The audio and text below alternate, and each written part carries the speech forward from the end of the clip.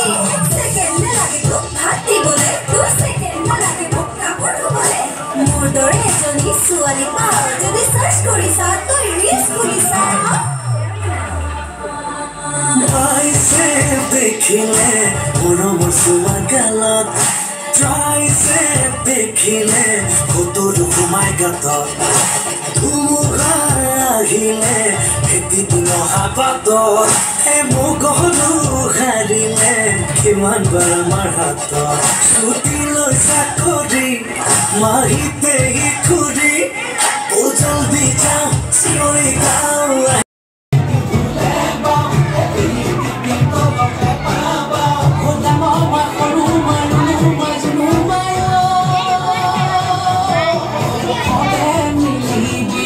আজিলৈ ইমানতে মোৰ ব্লগটো সামৰিছোঁ আৰু আপোনালোকে মোৰ ভিডিঅ'টো যদি চাই ভাল পালে লাইক কমেণ্ট শ্বেয়াৰ ছাবস্ক্ৰাইব কৰি দিব আজিলৈ বাই বাই